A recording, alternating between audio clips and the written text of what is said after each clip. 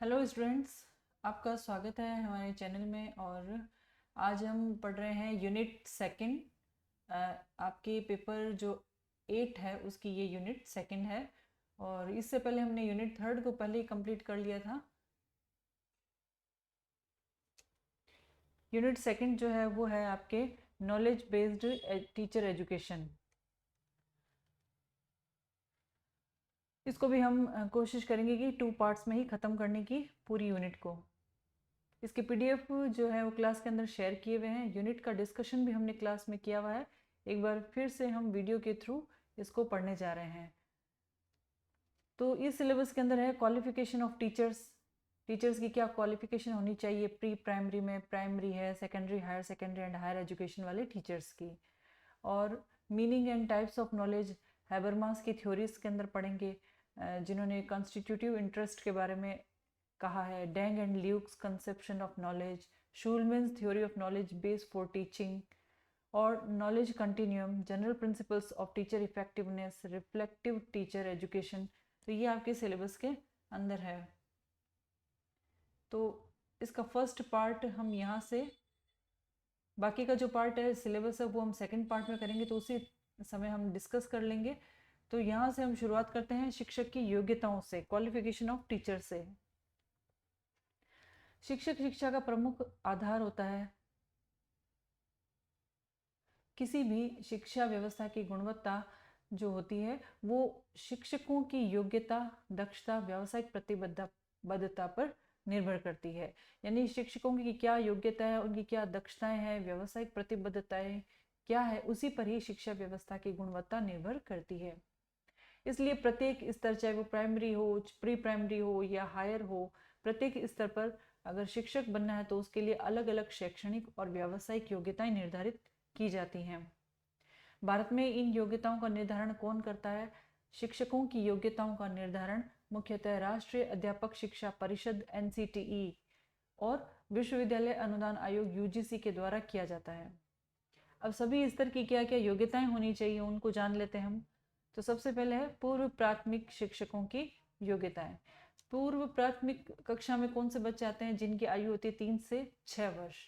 तो उन बच्चों के सर्वांगीण विकास पर ध्यान देने के लिए, जो 3 से 6 वर्ष की आयु के बच्चे हैं, तो उनके लिए टीचर की क्वालिफिकेशन क्या होनी चाहिए? वह 12th उत्तीर्ण, 12वीं उत्तीर्ण होना चाहिए और उसने NTT का कोर्स, नर्सरी टीचर ट्रेनिंग का कोर्स किया हुआ होना चाहिए। साथ ही diploma in early childhood care and education ECCE या इसके समकक्ष कोई डिप्लोमा या डिग्री होनी चाहिए। शिक्षक को बाल मनोविज्ञान का ज्ञान होना चाहिए और रचनात्मक और खेल आधारित शिक्षण कौशल की भी जानकारी होनी चाहिए।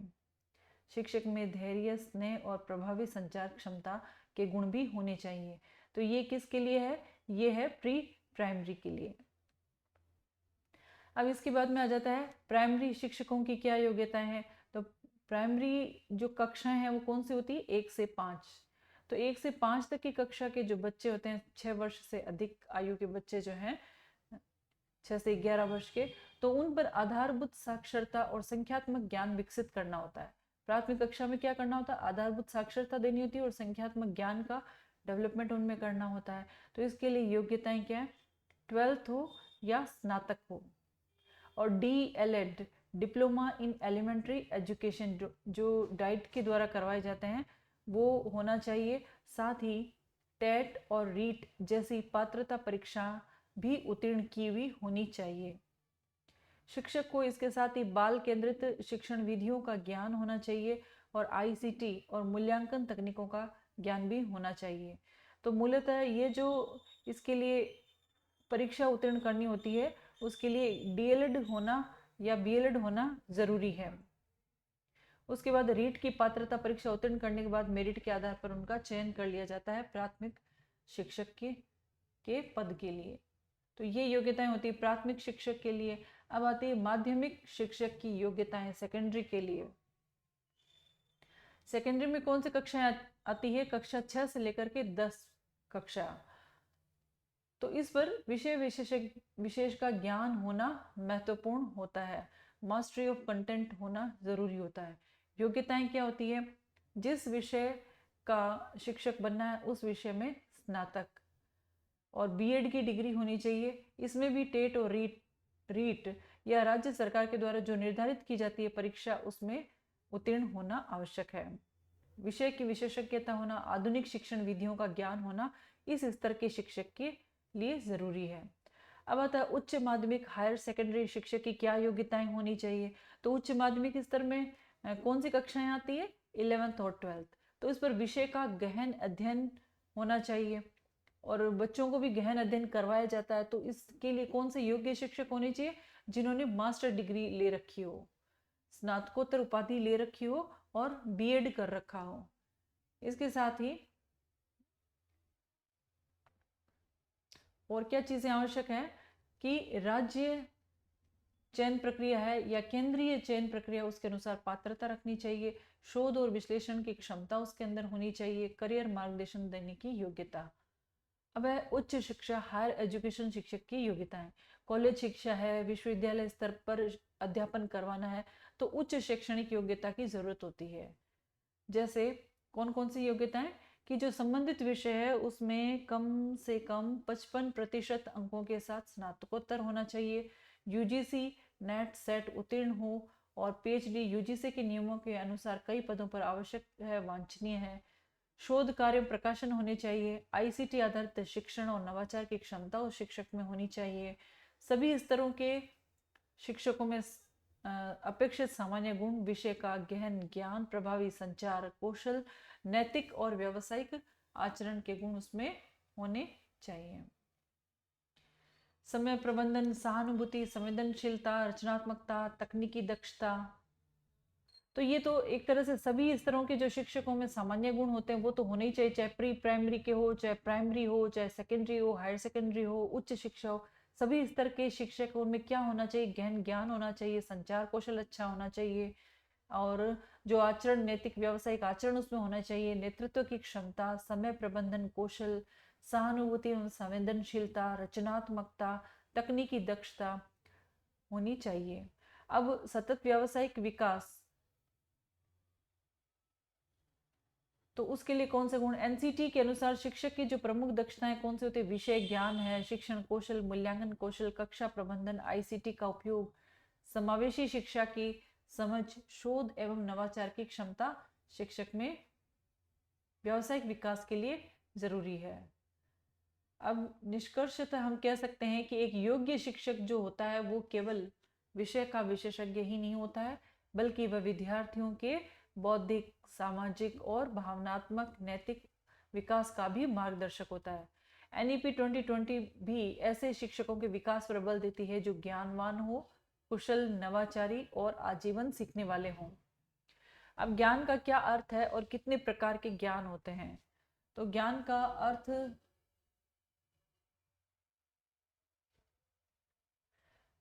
ज्ञान जो होता है वो मानव जीवन की सबसे महत्वपूर्ण संपत्ति होती है। मनुष्य अन्य जीवों से क्यों श्रेष्ठ है? क्योंकि उसमें ज्ञान अर्जित करने की और उस ज्ञान का विश्लेषण करने, अपने व्यवहार में आत्मसात करने की और उसी से नए ज्ञान का सृजन करने की क्षमता होती है। इसीलिए वह अन्य जीवों से श्रेष्ठ होता है। शिक्षा का जो मूल उद्देश्य होता है वो क्या होता है? सूचना देना नहीं होता है, बल्कि ऐसे ज्ञान का विकास करना होता है जो व्यक्ति के अंदर बौद्धिक, सामाजिक, नैतिक और व्यावसायिक विकास में सहायक हो। शिक्षक शिक्षा के संदर्भ में ज्ञान का महत्व और भी अधिक बढ़ जाता है। जब टीचर एजुकेशन की बात आती है तो ज्ञान का महत्व और भी ज्यादा बढ़ जाता है, क्योंकि उसे ज्ञान का संचार करना होता है। एक शिक्षक जो होता है केवल विषय वस्तु का ज्ञाता ही नहीं होता है, बल्कि वो ये भी जानता है कि विद्यार्थियों को किस तरीके से पढ़ाया जाए, उनकी आवश्यकताओं को कैसे समझा जाए और शिक्षा को और अधिक जीवनोपयोगी कैसे बनाया जाए। इसलिए शिक्षक शिक्षा में, टीचर एजुकेशन में ज्ञान को बहुआयामी अवधारणा माना गया है। और आधुनिक शिक्षा जो है उसके अंदर ज्ञान जो वो केवल पुस्तकों तक सीमित नहीं है, ये अनुभव, अनुसंधान, चिंतन, संवाद, तकनीकी और सामाजिक सहभागिता से निरंतर विकसित होने वाली एक प्रक्रिया है। और ये हम बार बार अध्ययन करते हैं कि जो एनईपी 2020 है उसमें भी ऐसे ज्ञान पर बल दिया जाता है जो विद्यार्थियों के अंदर एक आलोचनात्मक चिंतन का गुण विकसित करे, क्रिटिकल थिंकिंग, समस्या समाधान, रचनात्मकता, आजीवन अधिगम, लाइफ लॉन्ग लर्निंग का विकास करें। अब है ज्ञान का क्या अर्थ होता है। ज्ञान शब्द जो होता है वो संस्कृत की ज्ञा धातु से बना है, जिसका अर्थ होता है जानना, समझना, पहचाना और सत्य का बोध करना। अंग्रेजी का शब्द नॉलेज लैटिन भाषा के ग्नोसिस और नो से संबंधित है, जिसका अर्थ है सत्य एवं वास्तविकता की समझ। सरल शब्दों में हम कह सकते हैं कि ज्ञान एक क्या होता है, मानसिक प्रक्रिया है जिसके द्वारा व्यक्ति अनुभव, अध्ययन, अवलोकन, चिंतन और अभ्यास के माध्यम से तथ्यों, सिद्धांतों, मूल्यों और कौशलों को समझता है और उनका उपयोग करता है। ज्ञान की कुछ परिभाषाएं हम यहाँ पढ़ लेते हैं। जैसे प्लेटो ने कहा था कि ज्ञान सत्य, विश्वास और उचित तर्क का समन्वय है। और इसका मतलब क्या है? प्लेटो के अनुसार केवल किसी बात पर विश्वास करना पर्याप्त नहीं है, वह विश्वास सत्य भी होना चाहिए, उसके समर्थन में उचित तर्क भी होने चाहिए, साक्ष्य होने चाहिए, तभी उस ज्ञान को हम वास्तविक ज्ञान कह सकते हैं। अरस्तु ने क्या कहा था कि ज्ञान अनुभव और तर्क के समन्वय से उत्पन्न होता है। अरस्तु ने ज्ञान के दो आधार बताए हैं, अनुभव और तर्क। केवल अनुभव या केवल तर्क पर्याप्त नहीं, दोनों का संतुलित उपयोग होना जरूरी है, अरस्तु ने ऐसे कहा था। अब जॉन डेवी ने कहा ज्ञान अनुभव के पुनर्गठन की प्रक्रिया है। डेवी कहते हैं कि व्यक्ति अपने अनुभवों पर विचार करता है और उन्हीं से सीखता है और नए अनुभवों के आधार पर अपने नए ज्ञान का पुनर्निर्माण भी करता है। इसलिए ज्ञान क्या है, स्थिर नहीं होता है बल्कि परिवर्तनशील होता है, गतिशील होता है। और इसी क्रम में रविंद्रनाथ टैगोर ने भी अपनी परिभाषा दी और उन्होंने कहा कि ज्ञान वह है जो मनुष्य को स्वतंत्र और रचनात्मक मानवीय बनाता है। टैगोर ने ज्ञान को केवल सूचना प्राप्त करने का साधन नहीं माना है, बल्कि व्यक्तित्व के समग्र विकास का माध्यम होता है ज्ञान। ये किन्होंने बोला था? रविंद्रनाथ टैगोर ने। अब ज्ञान की क्या विशेषताएं होती है कि ज्ञान को अर्जित किया जाता है, यह जन्मजात नहीं होता है। दूसरा, ज्ञान अनुभव और अधिगम से विकसित होता है। जितना ज्यादा अनुभव हमें होगा, जितनी ज्यादा लर्निंग हम करेंगे, हमारे ज्ञान में बढ़ोतरी होती जाएगी। ज्ञान गतिशील होता है, परिवर्तनशील होता है, नया ज्ञान जुड़ता रहता है और ज्ञान में वृद्धि होती रहती है। ज्ञान व्यवहार को भी प्रभावित करता है, व्यवहार का परिमार्जन कर देता है, समस्या समाधान में सहायक होता है। ज्ञान का विकास सामाजिक एवं सांस्कृतिक वातावरण में होता है। ज्ञान व्यक्ति को निर्णय लेने की क्षमता प्रदान करता है। ज्ञान का उद्देश्य केवल सूचना देना नहीं, बल्कि बुद्धि का विकास करना है और यह जीवन पर्यंत विकसित होता रहता है। तो ये ज्ञान की क्या है, प्रमुख विशेषताएं हैं। और ज्ञान ही जो है वो शिक्षा की आधारशिला होती है। शिक्षक शिक्षा में ज्ञान का क्या महत्व है? शिक्षक शिक्षा में ज्ञान का अर्थ है वो केवल विषय वस्तु का ज्ञान नहीं है, बल्कि प्रभावी शिक्षक के पास अनेक प्रकार के ज्ञान होने चाहिए। जैसे विषय का ज्ञान, शिक्षण विधियों का ज्ञान, विद्यार्थियों की मनोवैज्ञानिक विशेषताओं का ज्ञान, मूल्यांकन का ज्ञान, तकनीकी का ज्ञान, सामाजिक एवं सांस्कृतिक संदर्भों का ज्ञान। यदि शिक्षक केवल विषय ही जानता है, लेकिन अगर उसे पढ़ाने की कला नहीं आती है, तो उसका ज्ञान अधूरा माना जाएगा। इसलिए शिक्षक शिक्षा में इन सभी का ज्ञान होना जरूरी है, जानकारी होना जरूरी है। अब ज्ञान कितने प्रकार के होते हैं? तो ज्ञान के मुख्यतः यहाँ पर 4 प्रकार बताए गए हैं। पहला है घोषणात्मक ज्ञान। घोषणात्मक ज्ञान कौन सा होता है? डिक्लेरेटिव नॉलेज, जो क्या से संबंधित ज्ञान है। अब घोषणात्मक जो ज्ञान होता है उसके अंदर आती है तथ्य, परिभाषाएं, सिद्धांत और अवधारणाएं। ऐसा ज्ञान जिसमें सिद्धांतों की बात करी जाती है, कंसेप्ट की बात करी जाती है, परिभाषाएं दी जाती है, तथ्य दिए जाते हैं, तो वो ज्ञान कौन सा होता है? वो डिक्लेरेटिव होता है, घोषणात्मक होता है।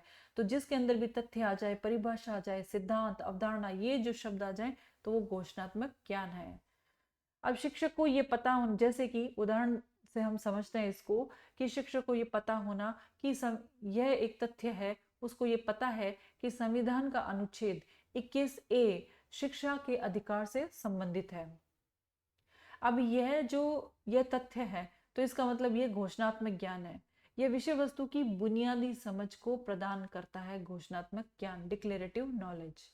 अब आता है प्रक्रियात्मक ज्ञान, प्रोसीजरल नॉलेज। यह हाउ से संबंधित ज्ञान है, यानी कैसे। इसमें कोई भी कार्य करते हैं उसकी विधि आ जाती है, वो उसकी प्रक्रिया क्या है, कौशल क्या है, ये सब चीजें जो है प्रक्रियात्मक ज्ञान में आती है। विधि, प्रक्रिया और कौशल। जैसे पाठ योजना बनाई है तो वो कैसे बनाई जाती, कौन सी विधि का प्रयोग किया गया, किन कौशलों का प्रयोग किया गया, प्रयोगशाला में प्रयोग कैसे कराए गए। तो ये जो प्रक्रियात्मक ज्ञान यदि शिक्षक को होता है तो शिक्षक क्या करता है कि उसका जो शिक्षण है वो उस शिक्षण को प्रभावी बनाने में सक्षम हो जाता है। ये हो गया प्रोसीजरल नॉलेज। अब थर्ड आता है वैचारिक ज्ञान, कॉन्सेप्चुअल नॉलेज।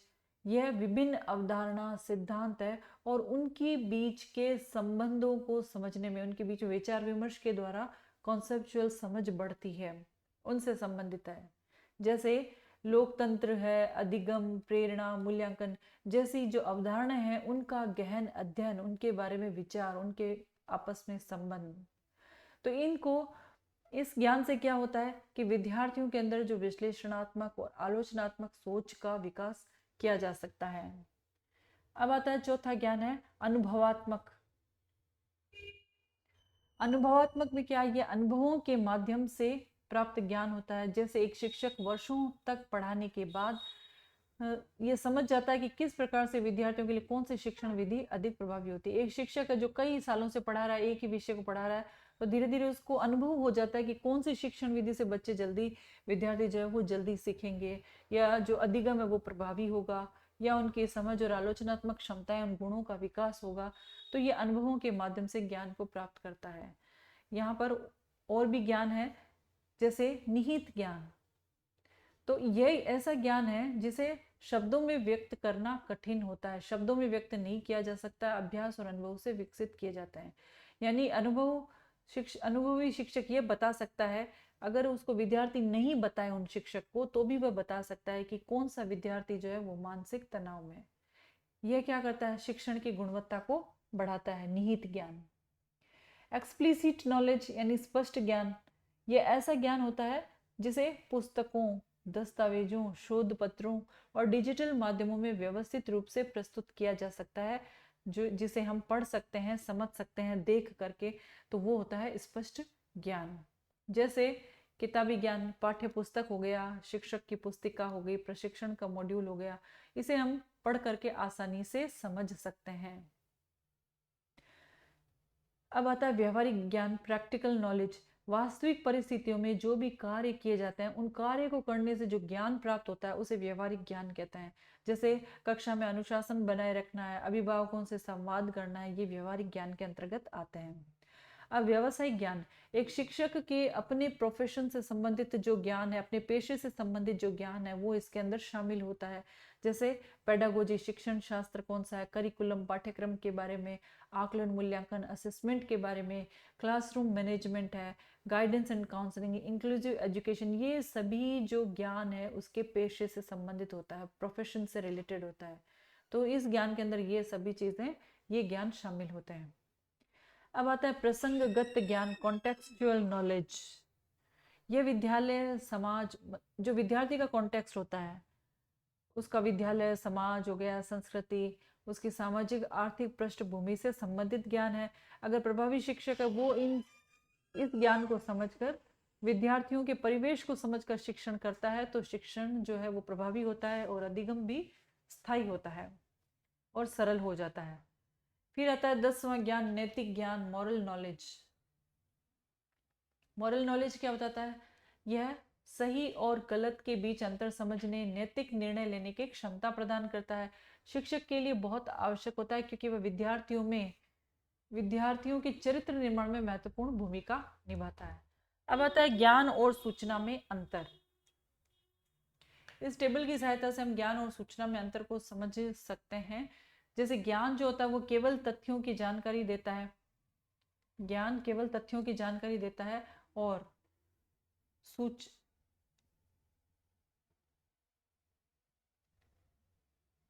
यहाँ यह जो सूचना है,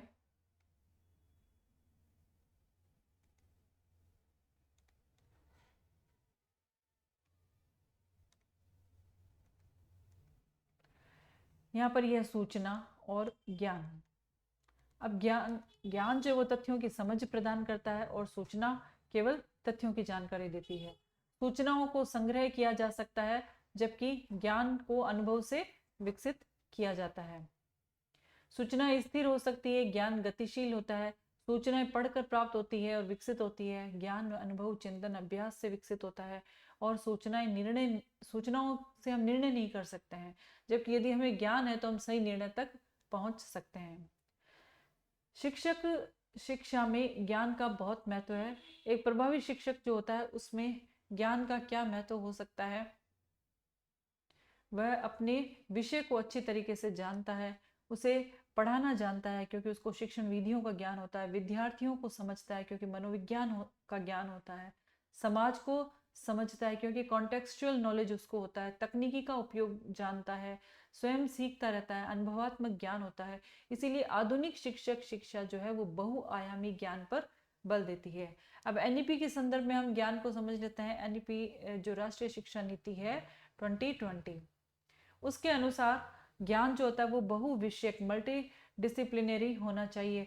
रटने पर नहीं बल्कि समझ पर आधारित ज्ञान होना चाहिए। अनुभवात्मक और कौशल आधारित ज्ञान होना चाहिए और इसके अंदर तकनीकी को भी शामिल किया जाना चाहिए। भारतीय ज्ञान परंपरा वैश्विक दृष्टिकोण का समन्वय भी होना चाहिए। अब हम इसका करते हैं समालोचनात्मक विश्लेषण। आज सूचना प्रौद्योगिकी का युग है और उसमें जानकारी प्राप्त करना तो बहुत आसान है। हम 1 मिनट में कहीं की भी जानकारी प्राप्त कर सकते हैं, विश्व के किसी भी कोने की जानकारी 1 मिनट में प्राप्त कर सकते हैं। लेकिन वास्तविक ज्ञान क्या होता है? वो होता है जो व्यक्ति को विवेकपूर्ण निर्णय लेने, समस्याओं का समाधान करने और समाज के प्रति उत्तरदायी बनने में सक्षम बनाता है। शिक्षक शिक्षा का उद्देश्य जो होता है वो केवल विषय विशेषज्ञ तैयार करना नहीं है, बल्कि ऐसे शिक्षक तैयार करना है जो ज्ञान का निर्माण करे, उसे साझा करे और विद्यार्थियों में भी ज्ञान का निर्माण करने की क्षमता विकसित करे। निष्कर्ष क्या है? ज्ञान जो होता है वो शिक्षा का आधार है और शिक्षक शिक्षा की आत्मा भी। आधुनिक शिक्षक को केवल विषय ज्ञान तक सीमित नहीं रहना चाहिए, बल्कि उसे प्रक्रियात्मक, अनुभवात्मक, व्यावसायिक, नैतिक और तकनीकी ज्ञान से भी संपन्न होना चाहिए। यानी कि जो भी हमने ज्ञान के प्रकार पढ़े हैं उस ज्ञान से भी संपन्न होना चाहिए। एक शिक्षक को केवल विषय ज्ञान तक ही सीमित नहीं होना चाहिए। इस तरह व्यापक ज्ञान जो होता है, अगर व्यापक ज्ञान है शिक्षक में तो वह शिक्षक प्रभावी होता है, नवाचारी और समाजोपयोगी होता है। एनईपी 2020 भी ऐसे ही शिक्षक की कल्पना करती है जो स्वयं आजीवन शिक्षार्थी हो और विद्यार्थियों में भी ज्ञान, कौशल, मूल्य और सृजनात्मकता का विकास कर सकें। अब हम पढ़ते हैं हेबरमास ने ज्ञान निर्माण हित में कौन से सिद्धांत दिए थे। तो हेबरमास का जो ज्ञान निर्माण का सिद्धांत है, Habermas theory of knowledge constitutive interest, निर्माण हित सिद्धांत दिया था। अब इन्होंने क्या कहा था कि 20वीं शताब्दी में शिक्षा, समाज और ज्ञान के क्षेत्र में अनेक विचारकों ने महत्वपूर्ण योगदान दिया। इनमें यूर्गेन हेबरमास का नाम बहुत महत्वपूर्ण है। उन्होंने कहा कि ज्ञान केवल तथ्यों का संग्रह नहीं है, बल्कि यह बताया कि हर प्रकार का ज्ञान किसी न किसी मानवीय हित से प्रेरित होता है। ज्ञान हम तब प्राप्त करते हैं जब उसमें हमारा हित हो, कोई बेनिफिट हो, तब हम उस ज्ञान को प्राप्त करते हैं। हेबरमास ने किताब भी लिखी थी, एक प्रसिद्ध पुस्तक है उनकी, नॉलेज एंड ह्यूमन इंटरेस्ट, 1968 में। उन्होंने इस पुस्तक में अपना सिद्धांत प्रस्तुत किया और उनके अनुसार मनुष्य जो है वो ज्ञान केवल जानने के लिए नहीं, बल्कि अपनी आवश्यकताओं की पूर्ति के लिए, समाज को समझने और स्वयं को स्वतंत्र बनाने के लिए अर्जित करता है। तो अपनी आवश्यकताओं की पूर्ति के लिए समाज को समझना है, स्वयं को स्वतंत्र बनाना है, यानी स्वयं के हित के लिए, ह्यूमन इंटरेस्ट के लिए ज्ञान को प्राप्त करता है। ऐसा किसने कहा था? ऐसा हेबरमास ने कहा था। किसमें? अपनी किताब है नॉलेज एंड ह्यूमन इंटरेस्ट, जो हेबरमास ने लिखी है। कौन सी किताब लिखी है हेबरमास ने? Knowledge and human interest. शिक्षक शिक्षा के क्षेत्र में यह सिद्धांत बहुत महत्वपूर्ण है, क्योंकि शिक्षक केवल सूचना देने वाला व्यक्ति नहीं होता है, बल्कि विद्यार्थियों के अंदर आलोचनात्मक चिंतन है, सामाजिक चेतना है, स्वतंत्र विचार को विकसित करता है। तो ये इसका एक निष्कर्ष है। अब जो यूर्गेन हैबरमास है उसका छोटा सा परिचय हम जान लेते हैं। 1929 में उनका जन्म जर्मनी में हुआ था। ये एक दार्शनिक और समाजशास्त्री थे और फ्रैंकफर्ट स्कूल से संबंधित हैं और क्रिटिकल थ्योरी के ये समर्थक है। इनकी दो प्रसिद्ध पुस्तकें, एक तो अभी हमने ऊपर ही चर्चा करी है, नॉलेज एंड ह्यूमन इंटरेस्ट 1968 में लिखी। एक और लिखी बुक इन्होंने, थ्योरी ऑफ कम्युनिकेटिव एक्शन 1981 में।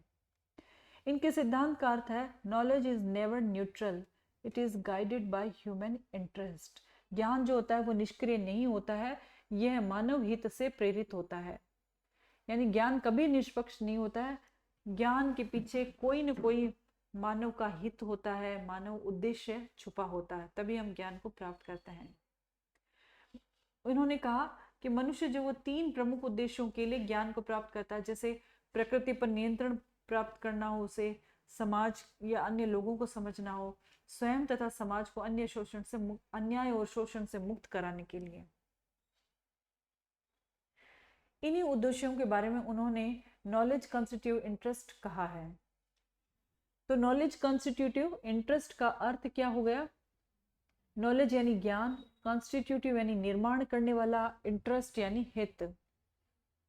वे मानवीय हित जो ज्ञान का निर्माण और विकास को प्रभावित करते हैं। हेबरमास के अनुसार ज्ञान के 3 हित है, बहुत इंपॉर्टेंट है। हेबरमास के अनुसार ज्ञान के कितने हित है? हेबरमास के अनुसार ज्ञान के 3 हित है। पहला है टेक्निकल इंटरेस्ट, ये ज्ञान का पहला स्तर होता है। तो टेक्निकल इंटरेस्ट का ज्ञान क्यों प्राप्त करना चाहता है, क्या उद्देश्य है? तो हेबरमास ये कहते हैं कि मानव जो होता है वो टेक्निकल इंटरेस्ट, तकनीकी हित में ज्ञान प्राप्त करना चाहता है, क्योंकि वह चाहता है कि उसका नियंत्रण प्रकृति पर हो जाए, उसकी कार्य कुशलता बढ़ जाए। अगर आईटी का ज्ञान है, टेक्निकल नॉलेज उसको है, तो उसकी कार्य कुशलता बढ़ जाएगी, कार्य कुशलता बढ़ेगी तो उत्पादन भी बढ़ जाएगा, तकनीकी विकास होगा। इस प्रकार के ज्ञान की विशेषताएं वैज्ञानिक होती है, वस्तुनिष्ठ होती है, प्रयोग पर आधारित होती है, यानी वैज्ञानिक ज्ञान पर भी बल देता है और अनुभवजन्य होती है। उदाहरण के तौर पर एक विज्ञान का शिक्षक है, वो विज्ञान सिखा रहा है बच्चों को प्रयोग करवाकर, प्रैक्टिकल करवाकर। तो इसके लिए शिक्षक क्या करेगा कि स्मार्ट बोर्ड का यूज करेगा और उसका जो मूल्यांकन करेगा वो भी ऑनलाइन करेगा, आईसीटी आधारित शिक्षण देगा। शिक्षक शिक्षा में इस टेक्निकल इंटरेस्ट का क्या महत्व है? इससे क्या होता है कि एक तो टीचिंग स्किल डेवलप होती है, लेसन का जो प्लानिंग है वो भी प्रभावी बनता है, आईसीटी का उपयोग सीखता है, दक्षताएं बढ़ाता है। अब कुछ कमियां हैं, जैसे केवल तकनीकी ज्ञान ही पर्याप्त नहीं है। सिर्फ तकनीकी ज्ञान हो तो भावनाएं और मूल्यों की उपेक्षा हो जाती है, जो नहीं होनी चाहिए। तो पहला तो हो गया टेक्निकल इंटरेस्ट। हेबरमास ने दूसरा हित बताया था प्रैक्टिकल इंटरेस्ट। टेक्निकल इंटरेस्ट पहला है, दूसरा है प्रैक्टिकल इंटरेस्ट, व्यवहारिक हित। यह सामाजिक समझ से संबंधित है। प्रैक्टिकल इंटरेस्ट क्यों लेना चाहता है मनुष्य? क्योंकि वह चाहता है कि दूसरों को समझे, उनके बीच में आपस में संवाद स्थापित हो, सामाजिक संबंध विकसित हो। यह ज्ञान इंटरप्रिटेशन पर आधारित है। क्या विशेषताएं होती है? सामाजिक, मानवीय, संवाद आधारित होता है ये, और सहभागितापूर्ण होता है। जैसे शिक्षक विद्यार्थियों को समझता है, समस्याएं समझाता है, क्लास डिस्कशन करवाता है, ग्रुप वर्क करवाता है, काउंसलिंग देना हो गया, इंक्लूसिव एजुकेशन हो गया। शिक्षक शिक्षा में क्या महत्व है? विद्यार्थी केंद्रित शिक्षण होता है, उनकी नीड पूरी होती है, अपनी गति क्षमता से सीखते हैं, कम्युनिकेशन स्किल डेवलप होता है और लोकतांत्रिक वातावरण बनता है, सहानुभूति का विकास होता है। कुछ कमियां भी है इसकी भी। जो प्रैक्टिकल इंटरेस्ट है उसमें परिणाम मापना कठिन होता है, व्यक्तिगत व्याख्या अलग अलग हो सकती है। थर्ड है एमेंसिपेटरी इंटरेस्ट, मुक्तिकारी हित। हेबरमास का यह सबसे महत्वपूर्ण योगदान माना जाता है। हेबरमास का सबसे महत्वपूर्ण योगदान क्या है? Emancipatory interest, मुक्तिकारी।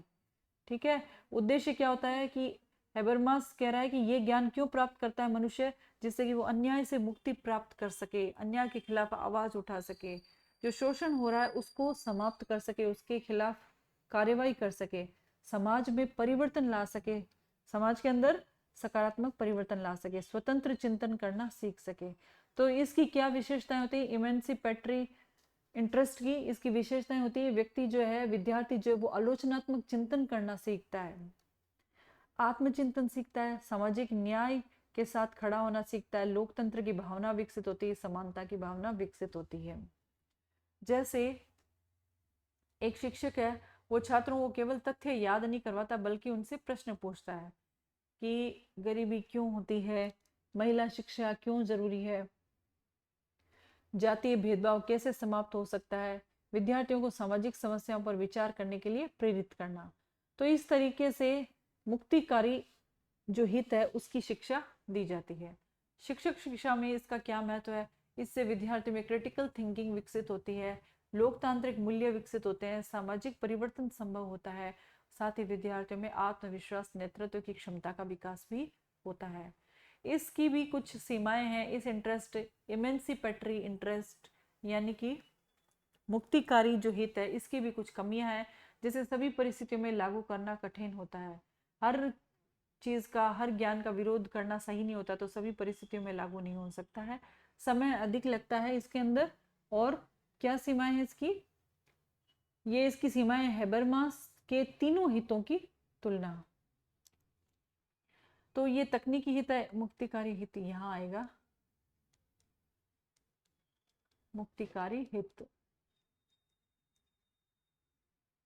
Emancipatory interest. तकनीकी हित क्या होता है? प्रकृति पर नियंत्रण को बदलना। और इसमें इसका क्या होता है? समाज को समझना। मुक्तिकारी हित समाज का आलोचनात्मक चिंतन करना। यह विज्ञान आधारित होता है, यह समाज आधारित होता है, यह आलोचनात्मक चिंतन आधारित होता है। और तकनीकी हित में दक्षता आती है, व्यवहारिक हित में आती है समझ, और मुक्तिकारी हित स्वतंत्रता। तकनीकी हित में प्रयोग किए जाते हैं, व्यवहारिक हित में होती है सहभागिता, और मुक्तिकारी हित में सामाजिक परिवर्तन आते हैं। शिक्षक शिक्षा में हैबरमास के ज्ञान का जो महत्व है वो इस प्रकार से है। ये नंबर 1 है कि शिक्षक केवल सूचना देने वाला नहीं बल्कि ज्ञान का निर्माता है। विद्यार्थियों के अंदर आलोचनात्मक सोच विकसित होती है। शिक्षक सामाजिक समस्याओं के समाधान में योगदान देता है। कक्षा में लोकतांत्रिक वातावरण विकसित होता है। रिफ्लेक्टिव टीचिंग को बढ़ावा मिलता है। एक्शन रिसर्च को प्रोत्साहन मिलता है। इंक्लूसिव एजुकेशन मजबूत होती है। और एनईपी 2020 के संदर्भ में हैबरमास के विचार जो स्पष्ट रूप से दिखाई देते हैं, जैसे टेक्निकल इंटरेस्ट की बात भी 2020 में कही गई है, हैबरमास ने भी कही है। Digital education, ICT, AI, skill development, practical interest, collaborative learning, experiential learning, communication skill, emancipatory interest, critical thinking, इन सभी की बात एनईपी 2020 में भी करी गई है जो हैबरमास ने कही है। साथ ही constitutional values, equality, inclusion, creativity. और एमएड में क्या इसका उपयोग है? टीचर एजुकेशन प्रोग्राम में, रिफ्लेक्टिव जर्नल, स्कूल इंटर्नशिप में ये काम आता है, एक्शन रिसर्च में काम आता है। जो कक्षा की व्यवहारिक समस्याओं को हल करने के लिए एक्शन रिसर्च करते हैं वहाँ काम आता है। डिस्कशन मेथड में काम आता है, problem solving method, critical pedagogy में काम आता है। हैबरमास के ये सभी जो चीज़ें हैं हैबरमास के सिद्धांतों पर आधारित होती है जो एमएड में हमारे लिए उपयोगी है। इस सिद्धांत के लाभ क्या है? शिक्षा को जीवन से जोड़ता है, केवल रटने पर बल नहीं देता है, लोकतांत्रिक शिक्षा को बढ़ावा देता है, शिक्षक को शोधकर्ता बनाता है, विद्यार्थियों में स्वतंत्र चिंतन को विकसित करता है, सामाजिक न्याय को प्रोत्साहित करता है। कुछ कमियां भी है, आलोचनाएं भी की गई है इस सिद्धांत की। जैसे सिद्धांत जो है वो बहुत ज़्यादा दार्शनिक है, व्यवहारिक रूप से लागू करना कठिन होता है, और तीनों हितों की कोई स्पष्ट सीमा रेखाएं नहीं है। वैज्ञानिक शिक्षा में प्रैक्टिकल और इमेंसिपेटरी इंटरेस्ट हमेशा लागू नहीं होता है, क्योंकि प्रैक्टिकल इंटरेस्ट, इमेंसिपेटरी इंटरेस्ट की जो इन्होंने बात कही वो वैज्ञानिक शिक्षा में हमेशा लागू नहीं होता है। समय और संसाधनों की आवश्यकता ज़्यादा होती है। समालोचनात्मक मूल्यांकन, हैबरमास का सिद्धांत जो है आधुनिक शिक्षक शिक्षा के लिए अत्यंत प्रासंगिक है।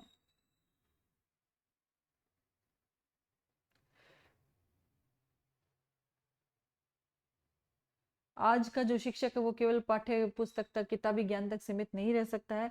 उसे तकनीकी रूप से दक्ष होने के साथ साथ सामाजिक रूप से संवेदनशील और आलोचनात्मक दृष्टिकोण वाला होना चाहिए। ये कार्नेगी NEP 2020 और NCFTE यूनेस्को सभी ऐसे शिक्षक की परिकल्पना करते हैं जो ज्ञान का निर्माण करे, विद्यार्थियों में प्रश्न पूछने की प्रवृत्ति को विकसित करे, लोकतांत्रिक समावेशी समाज का निर्माण करे। निष्कर्ष, हेबरमास का knowledge constitutive interest theory, knowledge constitutive interest theory किसने लिखी? हेबरमास की है। इन्होंने शिक्षा के क्षेत्र में ज्ञान की व्यापक अवधारणा प्रस्तुत की है। ज्ञान केवल सूचना देने वाला नहीं, बल्कि मानव जीवन की आवश्यकता, सामाजिक संबंध, स्वतंत्रता की खोज से जुड़ी एक प्रक्रिया है। तकनीकी, व्यावहारिक, मुक्तिकारी, इन तीनों प्रकार के हित शिक्षक शिक्षा को अधिक प्रभावी, मानवीय, लोकतंत्र बनाते हैं। इसका जो सिद्धांत है वो विद्यार्थियों में ज्ञान, कौशल, मूल्य, आलोचनात्मक चिंतन, सामाजिक उत्तरदायित्व विकसित करने का आधार प्रदान करता है। तो हेबरमास ने 3 इंटरेस्ट बताए थे। कौन से इंटरेस्ट थे? टेक्निकल इंटरेस्ट था और इमेंसिपेटरी, तीनों हित, और इसके अलावा और उनकी जो 2 बुक है उसका ज्ञान होना आप लोगों को बहुत जरूरी है, क्योंकि उसी के आधार पर हम जो जानकारी है वो साझा कर सकते हैं हेबरमास से रिलेटेड। तो नॉलेज एंड ह्यूमन इंटरेस्ट हो गया और थ्योरी ऑफ कम्युनिकेटिव एक्शन हो गई, और जो 3 हित इन्होंने दिए वो टेक्निकल इंटरेस्ट हो गया, और उसके अलावा practical interest, technical, practical and emancipatory interest हो गया। तो ये यहाँ पर खत्म होता है। हेबरमास बहुत इंपॉर्टेंट है, अक्सर ये पूछा ही जाता है एग्जाम के अंदर, साथ ही नेट एग्जाम में भी पूछा जाता है। अब Deng and Luke's conception of knowledge, इस अवधारणा को पढ़ करके आज का जो फर्स्ट वीडियो है इस चैप्टर का, इसको हम डेंग और ल्यूक से खत्म करेंगे। डेंग और ल्यूक की ज्ञान की जो अवधारणा है उसका क्या सिद्धांत है, क्या उन्होंने कहा था? तो 21वीं शताब्दी में शिक्षक शिक्षा का स्वरूप तेजी से बदल रहा है। पहले शिक्षा का उद्देश्य क्या होता था? विषय वस्तु का ज्ञान देना। लेकिन आधुनिक शिक्षा में क्या होता है? शिक्षक केवल विषय का विशेषज्ञ होना जरूरी नहीं है, बल्कि उसे ये पता होना चाहिए कि ज्ञान का निर्माण कैसे किया जा सकता है, कैसे ज्ञान का विकास किया जा सकता है, और ज्ञान को प्रभावी ढंग से कैसे विद्यार्थियों तक पहुंचाया जा सकता है। इसी संदर्भ में शिक्षा दार्शनिक थे जोंगी, डेंग, एलन ल्यूक। उन्होंने शिक्षक शिक्षा में ज्ञान की एक नई अवधारणा दी। उन्होंने कहा कि शिक्षक के पास केवल विषय का ज्ञान होना पर्याप्त नहीं है, बल्कि उसे अनेक प्रकार के ज्ञानों का समन्वय करना आना चाहिए। ज्ञान समन्वय की बात कही थी किसने? डेंग एंड ल्यूक ने। ज्ञान समन्वय, जिससे कि क्या होगा? शिक्षण प्रभावी, प्रासंगिक, विद्यार्थी केंद्रित हो सकेगा। उनकी ये जो आधुनिक अवधारणा वो NEP 2020 NCFT की reflective teaching, knowledge based teacher education से के समानांतर है।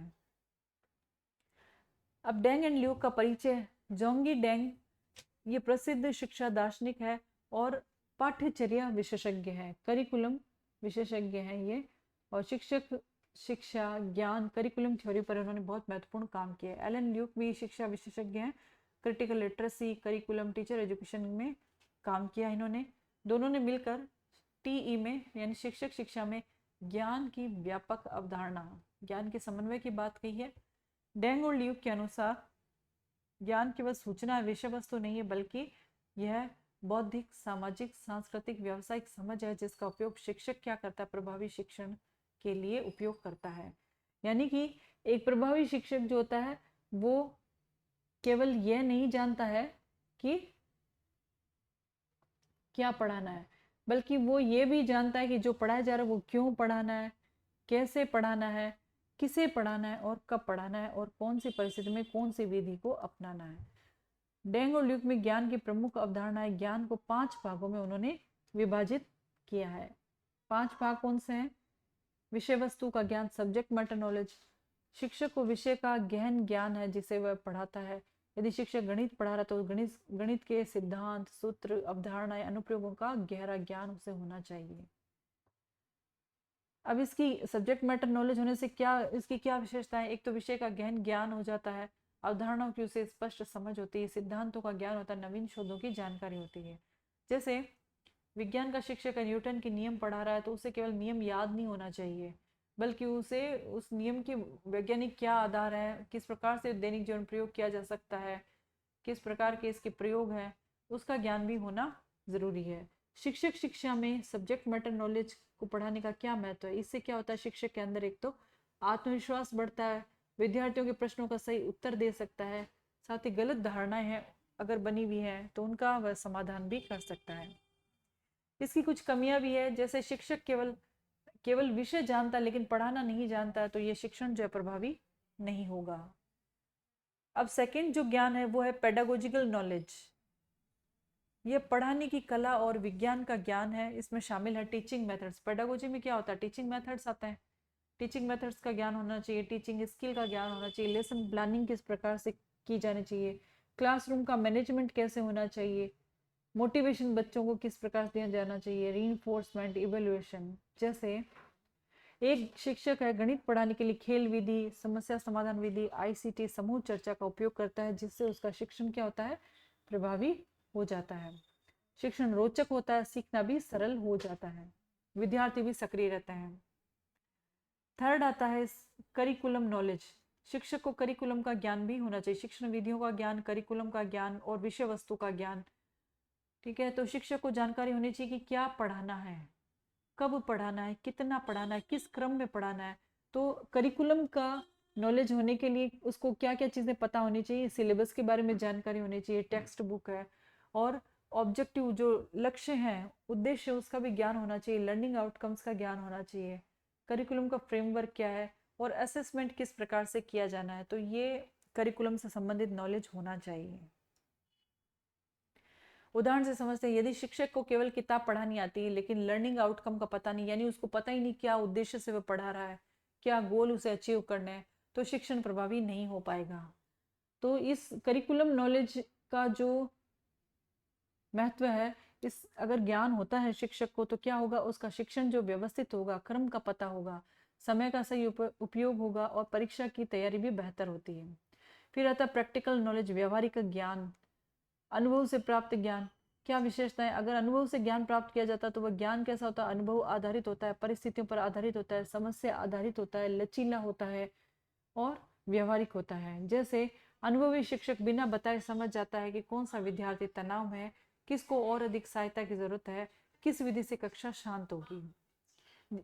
इसका ज्ञान होने से उसके अंदर निर्णय क्षमता विकसित होती है और समस्या समाधान करना आसान हो जाता है, क्लास का मैनेजमेंट करना भी आसान हो जाता है और बेहतर होता है। कॉन्टेक्सचुअल नॉलेज, संदर्भगत ज्ञान। एक शिक्षक को संदर्भगत ज्ञान भी होना चाहिए, विद्यार्थी जो उसकी सामाजिक सांस्कृतिक ज्ञान भी होना बहुत जरूरी है। विद्यालय, समाज, संस्कृति, भाषा, विद्यार्थियों की पृष्ठभूमि का ज्ञान शिक्षक होना चाहिए। ग्रामीण विद्यालय के अंदर पढ़ाने वाले शिक्षक है, उसको ग्रामीण संस्कृति का ज्ञान होना चाहिए। आदिवासी क्षेत्रों में तो स्थानीय भाषा का ज्ञान भी होना जरूरी है।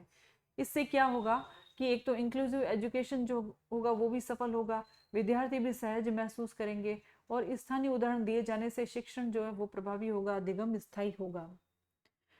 डेंग ल्यूक के अनुसार प्रभावी शिक्षक की क्या विशेषताएं होती है कि वह विषय का विशेषज्ञ होना चाहिए, शिक्षण विधियों का ज्ञाता होना चाहिए, करिकुलम की समझ होनी चाहिए, अनुभव से सिखाना चाहिए, समाज और संस्कृति यानी कॉन्टेक्स्ट का ज्ञान होना चाहिए, रिफ्लेक्टिव होना चाहिए, आजीवन सीखने वाला होना चाहिए। डेंग एंड ल्यूक का एक मॉडल का जो सिंपल रेखा चित्र है वो इस प्रकार से है कि टीचर नॉलेज होना चाहिए, उस teacher knowledge, subject matter knowledge, pedagogical knowledge, curriculum knowledge, practical knowledge, contextual knowledge, effective teacher education. शिक्षक शिक्षा में इसका क्या महत्व है, कॉम्पिटेंसी बेस्ड टीचर एजुकेशन होती है, शिक्षक को केवल डिग्री नहीं बल्कि अपनी क्षमताओं को भी विकसित करना चाहिए। रिफ्लेक्टिव टीचिंग, शिक्षक अपनी गलतियों का स्वयं विश्लेषण करे, मूल्यांकन करे, आत्ममंथन करे। प्रोफेशनल डेवलपमेंट, निरंतर प्रशिक्षण दिए जाना चाहिए। किस प्रकार के प्रशिक्षण होना चाहिए, वर्कशॉप के थ्रू, सेमिनार के थ्रू, रिसर्च हो गया, एक्शन रिसर्च हो गया। इंक्लूसिव एजुकेशन, सभी विद्यार्थियों के लिए समान अवसर होते हैं, ICT integration, smart class, AI, digital board, online learning, classroom innovation की जानकारी होनी चाहिए, activity based learning, project method, experience learning, अनुभव से प्राप्त ज्ञान। अब एनईपी 2020 के संदर्भ में डेंग और ल्यूक की जो सिद्धांत है वो कितने मेल खाते हैं। तो NEP 2020 का अधिकांश भाग जो है वो डेंग ल्यूक की अवधारणा से मेल खाता है। एक्चुअल में जो डेंग ल्यूक है उसने शुलमैन की जो अवधारणा थी उसी का विस्तृत रूप प्रदान किया है। सब्जेक्ट नॉलेज है, मल्टीडिसिप्लिनरी एजुकेशन, पेडागोजिकल नॉलेज, इन सब की बात NEP 2020 में कही है और डेंग ल्यूक ने भी यही बात कही है। विषय वस्तु, शिक्षण विधियों का बहुविध ज्ञान और अनुभवात्मक ज्ञान, एक्टिव बेस्ड लर्निंग, करिकुलम का ज्ञान होना चाहिए, कॉम्पिटेंसी बेस्ड करिकुलम होना चाहिए। डेंग ल्यूक ने कहा है प्रैक्टिकल नॉलेज होना चाहिए, internship, school experience, contextual knowledge, Indian knowledge system, mother tongue, local context, inclusive education, इन सब की बात डेंग और ल्यूक ने कही है। Reflective ability, professional ethics, inclusive practice ने कही, और ये सभी बातें और किसने कही, हमारे NEP 2020 के अंदर भी कही है। तो ये दोनों के जो लक्ष्य हैं वो मेल खाते हैं आपस में। डेंग और ल्यूक मॉडल से पढ़ाने के क्या लाभ हैं?